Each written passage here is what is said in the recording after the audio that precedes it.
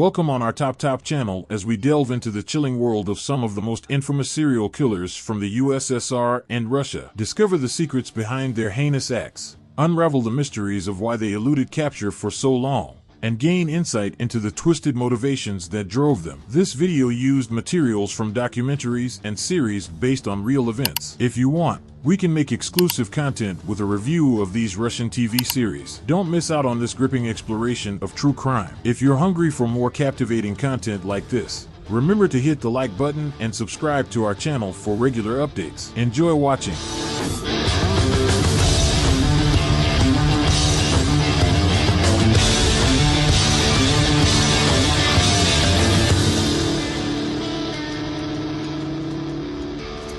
Anatoly Sedek was born on April 20th, 1963. He was married and had 2 children, worked as a driver. He started committing crimes in 1998. His victims were girls under the age of 28, whom he raped and strangled. At the same time, Sedek took valuables from the killed. The case of the Lipetsk maniac gained great public resonance, and a reward of 100,000 rubles and a car was promised for his capture. Sedek was repeatedly detained by law enforcement officers, including with the belongings of those killed, but due to the lack of any evidence of involvement in crimes, he was released. Sedek committed his last murder in 2003. Я себя виновным считаю единственное, что купил этот чертов телефон. Вот в чем себя считаю виновным, что купил этот чертов телефон. Говорила мать, не покупай, не подымай ничего. Вот единственное, в чем я считаю себя виноватым. Больше я ни в чем не виноват. Не виновен и не причастен. Больше ни к чему. То есть ни одну девушку вы не убили в своей жизни? Можете сделать заявление? Могу. Скажите, пожалуйста. Я никогда никого не убивал и не бил.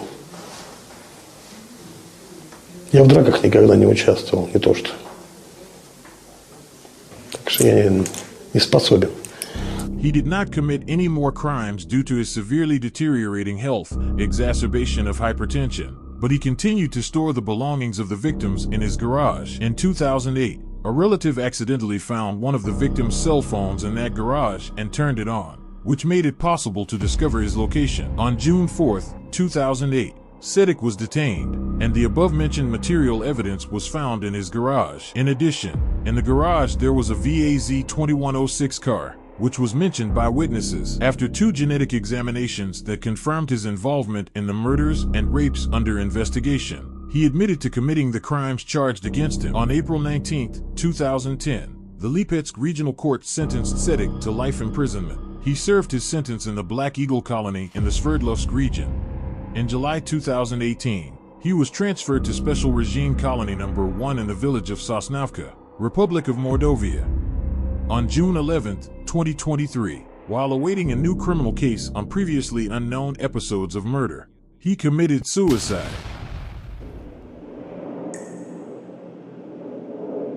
Vladimir Mikhailovich Ionsyan is one of the first Soviet serial killers, whose crimes received public outcry. The exact motives for the murders remained undisclosed. A young killer committed crimes in Moscow and Ivanovo, Moscow region. His popular nickname became Misgaz, since Ionsyan entered apartments, posing as a Misgaz employee. Is a Russian gas company engaged in gas supply to consumers in Moscow. Ionsyan never planned his crimes in advance. Posing as a controller from Misgaz, he went into apartments, took readings from meters, and checked gas burners. When choosing a place for a future robbery, he was guided largely not by the rich decoration of the apartment, but by the number of people who were in the apartment at that moment. As a weapon, he used an axe. The standout external detail was the ear flaps, which Ionsyan, unlike the overwhelming majority of Muscovites, tied at the back of his head, and not at the top, which immediately gave investigators a tip that the killer was from out of town. He committed his first murder in 1963 on December 20th, having walked through several apartments. I introduced myself as an employee of the gas company and, allegedly checking the meters, later found a convenient victim who turned out to be a 12-year-old boy. The boy was found with cut wounds on his body consistent with an axe. Having killed the child, Ionsyan took his sweater, a bottle of cologne and 60 rubles and then disappeared.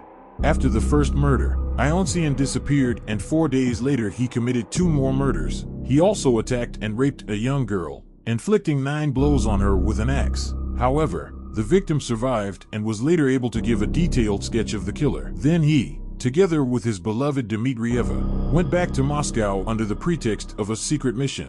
During his acquaintance with her, he introduced himself as a KGB officer. Having traveled to Moscow, he committed 2 more murders in which his beloved convicted Ionsien, but hid it from the authorities.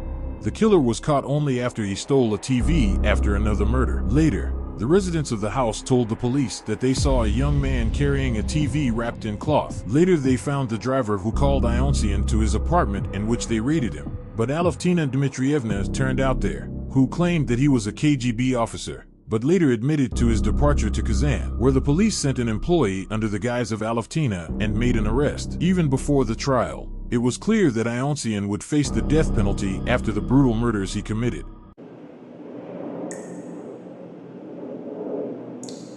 Sergei Golovkin, better known as Fisher, left a deep mark of horror in Russian history as a serial killer and psychopathic criminal. His crimes and cruelty gave rise to many theories and studies about the nature of evil and the pathological essence of the human psyche.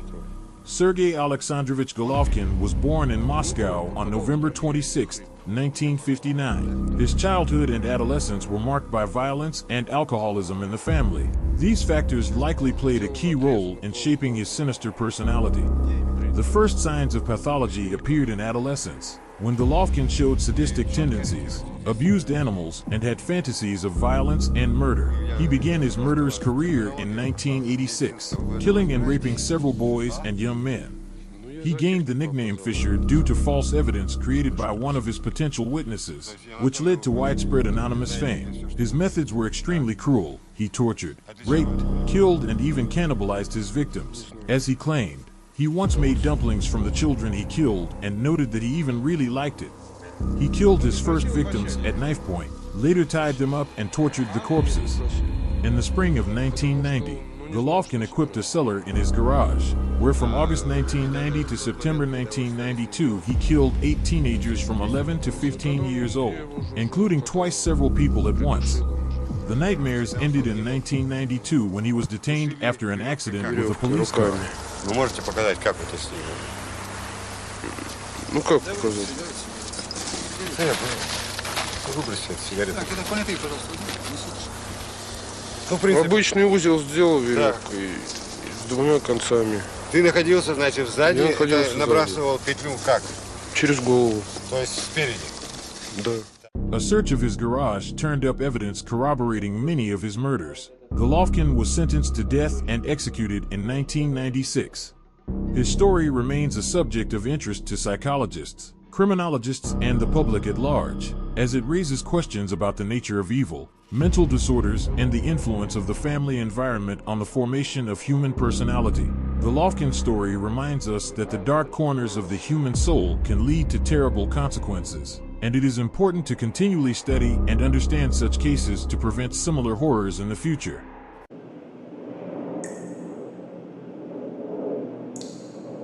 Gennady Modestovich Mikasevich is a Soviet serial killer and rapist. In 1971 to 1985, according to a court verdict, he committed 36 murders of women and 1 attempted murder in Vitebsk, Polotsk, and the surrounding countryside, as a result of which he received the nickname Vitebsk Strangler. The maniac himself admitted to 47 murders. Mikasevich was sentenced to death and executed by court. For his crimes, 14 innocent people were convicted, one of whom was sentenced to death and shot, and the other went blind in prison. The investigation of the case was led by Myechislav Grib, who then held the post of head of the Internal Affairs Directorate of the Vitebsk Regional Executive Committee. It is known that Myechislav Grib was also placed in custody for compromising evidence, which is why innocent people were imprisoned for the murders of Gennady Mikasevich. He did this for a promotion in the service. As a child, Gennady was a reserved and quiet guy, for which he was often ridiculed by girls. Because of this, Mikasevich acquired a sexual complex. In addition, his father suffered from alcohol addiction, and young Gennady watched almost daily as his father made scandals for his mother, which often ended in assault from his father. Mikasevich's friends knew about these cases and constantly mocked him. Mikasevich committed his first murder on the night of May 14, 1971 near the village of Ekemen, Polotsk region. After breaking up with a girl, he decided to hang himself, but later, when he saw a young girl passing by, he changed his mind and raped and killed his first victim. Mikasevich committed more murders on April 15th and July 30th, 1972, the 5th in April 1973. In 1975, Mikasevich killed 2 more women in the Polotsk region. All murders were committed according to the same scheme. A witness to the murder committed on July 30th, 1972, testified that she saw 3 young men with a shepherd dog near the crime scene. Soon, 3 people were arrested in the suburbs of Vitebsk and later convicted under pressure from the police. They confessed. Значит, неоднократно у вас появлялось намерение задавить жену. Да. А никогда не пытались реализовать это намерение? Ну, пытался, но как-то сдерживался. Даже я говорю, потом пойду в туалет, так вот, из крана открою, так на лицо по-польски водой, типа вот, как остужусь, как говорится. In 1981, Mikasevich purchased a red ZAZ 968M passenger car and also gained access to the State Farm Technical Assistance car. Starting this year, the maniac chose a new tactic to commit murders in various districts of the Vitebsk region. He began to lure girls and women into his car who were standing near the road and asking for a ride. In 1981, Mikasevich killed 3 women. In the summer of 1982 to 5 women. In 1983 another, who became his 22nd victim. In 1984, Mikasevich killed 12 women. Mikasevich had a reputation as a good worker, an exemplary family man, and an active participant in public life. He had 2 children. He was a member of the CPSU since 1978, was the commander of a detachment of the People's Squad and the secretary of a grassroots party organization, and led a healthy lifestyle, which made it difficult for investigators to identify him as a murderer. The ongoing killings caused dissatisfaction with the activities of law enforcement agencies and a drop in the level of trust in them from the population of the region. The crimes that occurred were surrounded by speculation and rumors. Women were afraid to go to work on the 2nd and 3rd shifts. The streets of many settlements were empty at night, wanting to direct the investigation down the wrong path. On August 16, 1985, Mikasevich anonymously sent a letter to the acting editor-in-chief of the newspaper Vitebsky Rabiki V. Romanovskaya on behalf of the fictitious anti-Soviet organization Patriots of Vitebsk, 10. The letter was immediately transferred to the regional KGB department. Initially, they did not attach serious importance to it, 11. However, in the fall of 1985, Mikasevich killed 2 women on September 5th near the village of Gamzalivo, Polotsk region. On October 27th near the village of Pavlovichi, Vitebsk region, he raped and strangled the victim with her own headscarf. The maniac put a note into the mouth of his last victim with the words "For treason, death. Death to the communists and their henchmen, patriots of Vitebsk." A graphological examination showed that the letter to the editor of the newspaper Vitebsky Rabiki and the note found at the scene of the last murder were written by the same person. A check has begun on almost the entire adult population of the region. Handwriting experts from the KGB checked 556,000 handwritings. On November 25th, while checking the drivers of the red Zaporozhets, the district inspector of the Polotsk District Department of Internal Affairs Valery Veretinikov took a written explanation from Mikasevich. As a result, the investigation was able to identify the maniac by his handwriting. Какое вы испытывали когда-либо сожаление, что вы там совершили?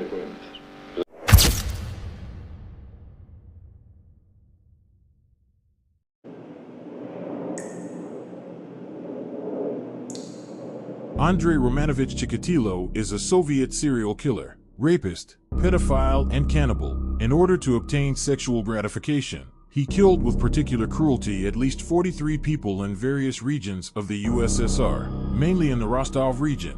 Before the series of murders, while working as a teacher, he tried to commit indecent acts against his underage students. Between 1978 and 1990, he killed women, teenagers, and children. In most cases, Chikatilo, under various pretexts, lured his victims to deserted places, where he inflicted numerous injuries and killed them. He raped, dismembered, and ate the bodies of some victims. He was caught during the large-scale Special Operation Forest Belt, declared sane, sentenced to death, and executed. Chikatilo's childhood was very difficult since he lived during a famine. According to him, he was afraid to go out because he believed that his fellow villagers could eat him and his relatives. He also claimed that his brother Stepan Chikatilo was kidnapped and eaten in his home village. However, this has not been proven and is therefore subject to doubt. В 1933 году моего старшего брата Степана съели во время голода, людоеды съели, схватили люди, голодные, отчаявшись, его съели. И мать меня все время предупреждала, не выходи со двора, то, говорит, Степана съели, тебя съедят. Вот, я в бурьяне там калачики ел, этим питался, и мать это зари до зари в колхозе, тогда, хотя она больна, не считались болезнью, это придет кусок черного какой-то, жмыха там принесет хлеба, и, там, а то мы тем и питались, ну, в бурьянах там и лазили, там все это. Ну, или на замок там дома закроет это все там.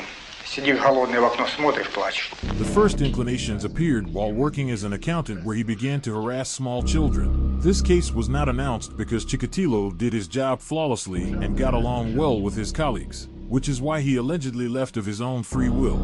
The first murder was committed on December 22, 1978. The victim was Elena Zakatnova. She was found strangled and also raped. The murder caused a public outcry, which is why the investigation needed to quickly find the killer. So Citizen Kravchenko, who had previously been convicted of a similar murder, was convicted and later shot. In 1981, 17-year-old Larissa Tkachenko was killed in a similar way. In addition, her nipples were bitten off, her mouth was filled with mud, and an unknown person inserted a village stick into her vagina and anus. Almost a year later, Chikatilo killed a 13-year-old girl.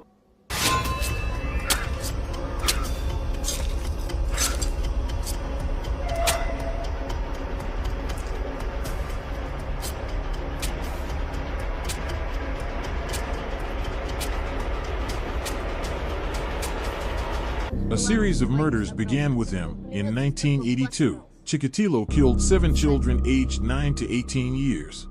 He most often met his future victims at bus stops and train stations, and then under some plausible pretext, showing a shortcut, helping to carry a heavy bag, showing his collection of postage stamps, watching a rare film on a VCR, listening to a music recording, showing a computer, etc., lured them into a forest belt or other secluded place. Sometimes Chikatilo walked with his victims for several kilometers, and always walked in front end, moving away from crowded places, unexpectedly attacked with a knife. Up to 60 stab wounds were found on the mutilated bodies of the dead. Many had their noses, tongues, genitals, breasts cut off and bitten off, and their eyes gouged out. In the capture of Chikatilo, many mistakes were made due to which the investigation went in the wrong direction. According to the initial version, the murders were committed by a mentally ill person, so a check was carried out on numerous people who were registered with psychiatrists. In September 1983, at the Rostov tram depot, the police detained a certain Shabirov, who suffered from mental retardation. Soon he reported that he, together with his acquaintance Kalnik, also mentally retarded, had stolen a car and killed children. It soon became clear that it was not them, but this greatly hindered the investigation. Chikatilo was detained by police more than once before his trial, but due to lack of evidence he was released. It was suspicious that the suspect carried a knife, rope, Vaseline in his bag, but still the criminal was able to explain why these items were for him, linking it with his work as a supply worker, which, by the way, turned out to be very convenient for the killer because he often went on business trips to other cities, which also complicated the work of the police. Because of Chikatilo's murders, the largest Operation Forest Belt ever carried out by Russian law enforcement agencies was launched. Over the entire history of the operation, 200,000 people were checked. 1062 crimes were solved along the way. Information was accumulated on 48,000 people with sexual deviations. 5,845 people were put on special register. The search for the killer cost the state 10 million rubles. Chikatilo was caught a second time after he was bitten by a victim. After going to the clinic, it turned out that the finger was broken, and the doctor became suspicious that it was a human bite. Subsequently, he was put under surveillance and Chikatilo was caught on another outing. However, there was no evidence and Chikatilo strongly denied involvement in any illegal actions. The investigation had to call psychologist Buchanovsky, who, during a long conversation, received confessional testimony. During the conversation, Chikatilo repented and burst into tears admitting his guilt. But those murders could not be explained in the eyes of society, and he was executed by the court verdict. Thank you for watching.